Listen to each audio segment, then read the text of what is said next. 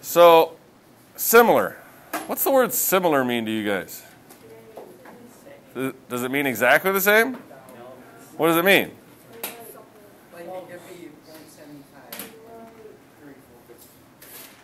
All right, actually 0.75 and 3/4, those are actually equivalent. Those are exactly the same. So similar, here's the easiest way to think about similar. If I take a shape, any shape, let's just take a triangle here. If I copy that page, copy that exact shape and make another one, those two shapes, are they the exact same? Yes. If I make this shape bigger, are these two shapes the same now? No. Are they similar?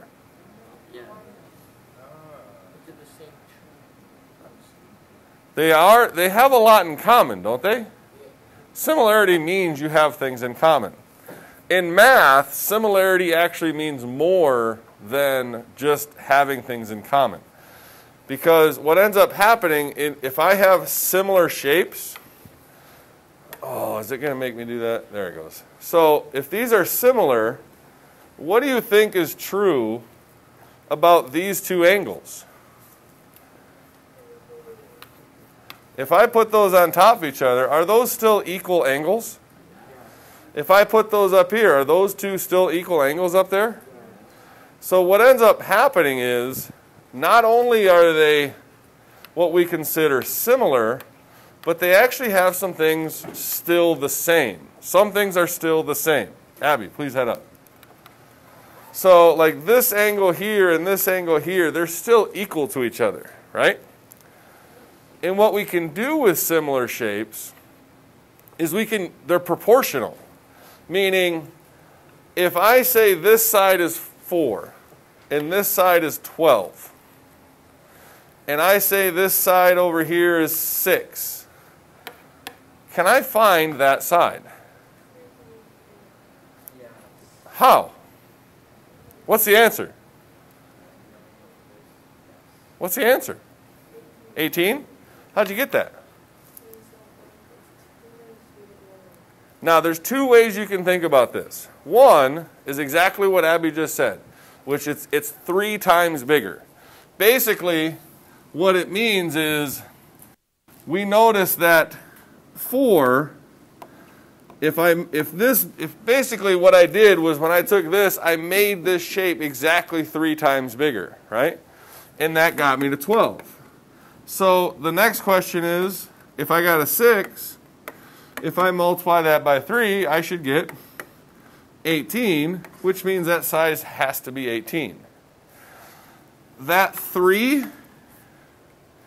that has a name. We call that the scale factor. Okay? The scale factor is what is the number that you can multiply a shape by or a number by and turn it into the new one. Okay? On last night's homework, we did that, the one we just talked about with the dust mite. That 1 to 100, like that's the scale factor. Like it's basically getting divided by 100, right? So you can do it that way. Another way you can do with these is we could have just set up a proportion. 4 is to 6 as 12 is to X. You could also set it up exactly the same way here. Now, why did you put the 4 and the 12 both on top? Well, basically what we have is what we call corresponding sides. When we have similar shapes, these two sides are what we call corresponding sides. Are they the same size? No. But they go together. Like this side corresponds with that side. This side here corresponds with that 18 over there. Does that make sense? Now, if I solve this, what do you think I'm going to get? What is 6 times 12? 72. 72 divided by 4 Sure enough, it will give you 18. So there's actually two different ways you can solve this. One use of this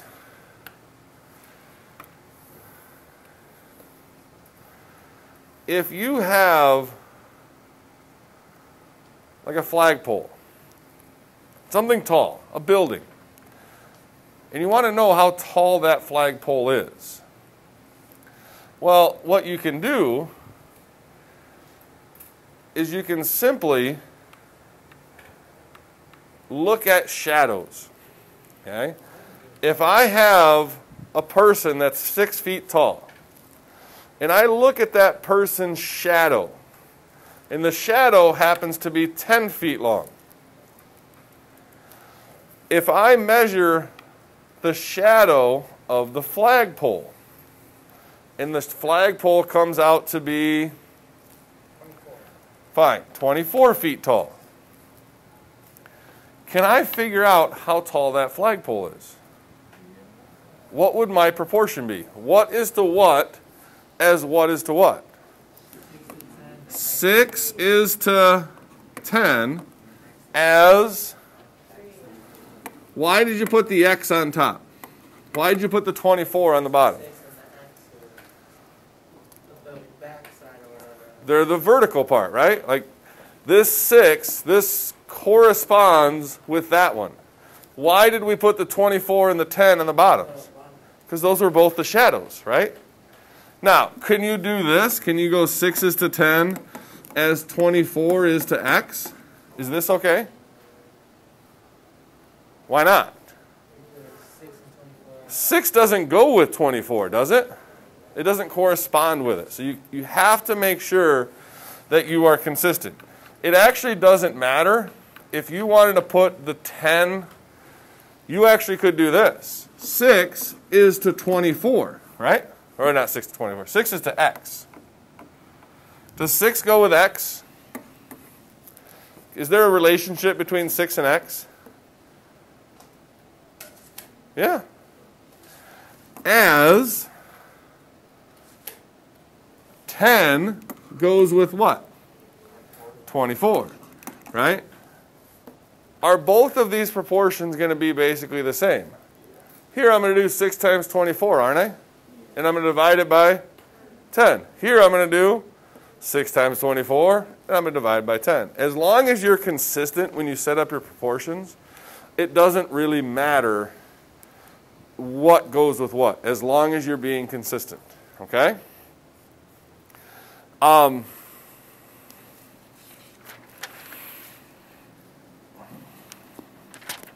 Yeah, let's do this. Take a look at page 124.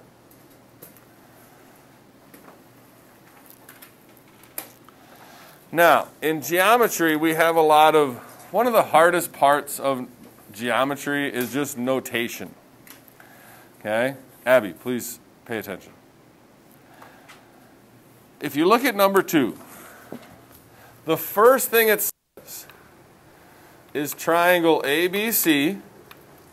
It has this little squiggly line, and then triangle DEF. Okay? Now, what that means is this triangle, triangle ABC, is similar to that triangle, which means things have to go together. Also, you can read a lot by this strictly by the order. If I have a triangle like this, and I name this A, B, C, and then I have a second triangle that maybe is smaller, but it's kind of the same shape. Where does the D go? Does the D go up here? Does the D go over here? Does the D go down here? How'd you know the D goes down here? Because the A has to go with the D, right? And the B has to go with the E. So where does the E go? On top, right? So the order in which it reads it also tells us a lot about that, okay? And what it also allows us to do is, if they tell us this is 5 and this is 7, right? And then what side goes with AB? Actually, I put the 7 in the wrong spot, didn't I? Where's the 7 go? Between A and C? So they tell us that DE is 4. DF. What does 4 go with? 4, right? So the 4 has to go with what two sides? Between the A and the B. So 5 goes with the 4. Now you can write 5 over 4 this way, or you can set up your proportion with the 5 and the 4 both on top or both on bottom. It doesn't really matter as long as you're consistent. Okay? The X goes with the 7. So, all right, we'll do these tomorrow.